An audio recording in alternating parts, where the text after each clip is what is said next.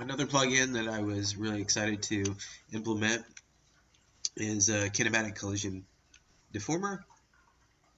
I've always been very interested in this SIGGRAPH paper, acting with contact in Ratatouille, cartoon collision and response.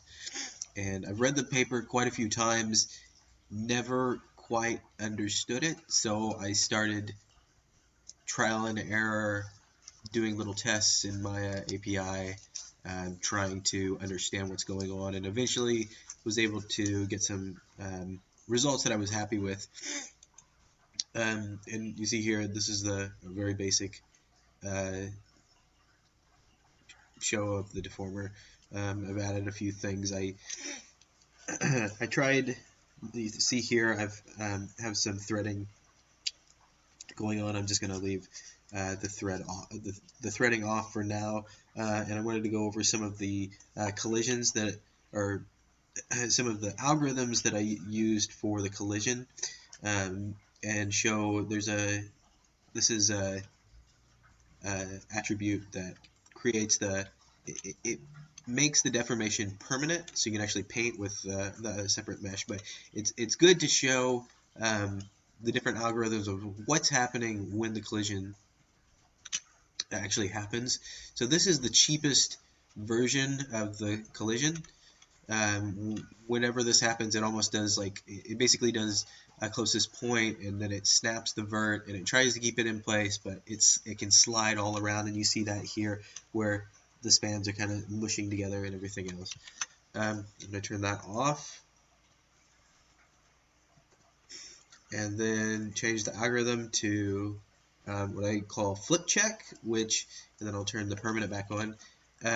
The flip check, what it does, you see there's a little bit more even distribution of spans.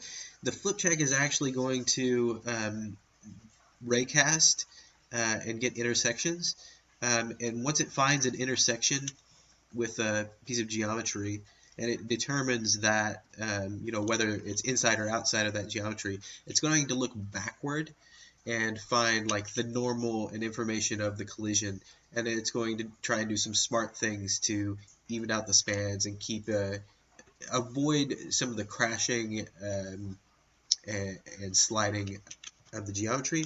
And then the third algorithm is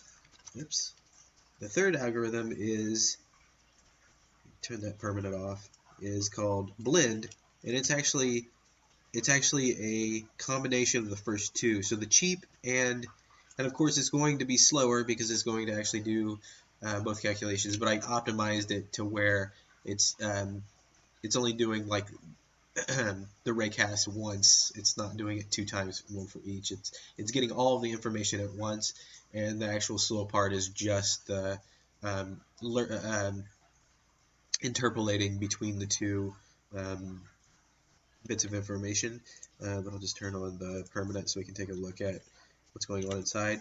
And here, this is the one I'm the most happy with because around the edges it seems to hold the most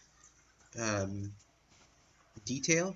It does do a little bit of the smushing, but that's kind of good in a way because it gives when you have it subdivided and you have light hitting it, you're going to get more of a strong edge, and it's going to look better with ambient occlusion and other things.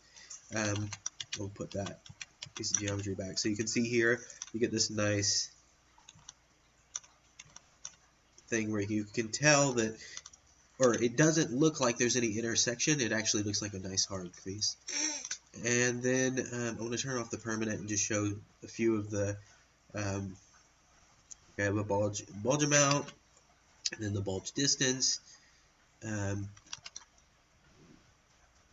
things like that. There is a curve. It's not working right now because Maya's having some issues, but I do have a fall off curve where you can actually go in and sculpt out the ramp of what the fall off shape looks like. Because Maya's ramp is actually kind of difficult and kind of archaic to implement, I've been thinking about maybe doing an animation curve component to this where you can actually change the silhouette based on an animation curve, and I think that would be much more stable, because then you don't have to rely on like if you change computers and you don't have the ramp file, which is like a mel file. If you don't have it set up right, you won't get that ramp anymore. It won't show up in your attributes. So an animation curve, everybody sees the animation curve, so I think that would be a good alternative.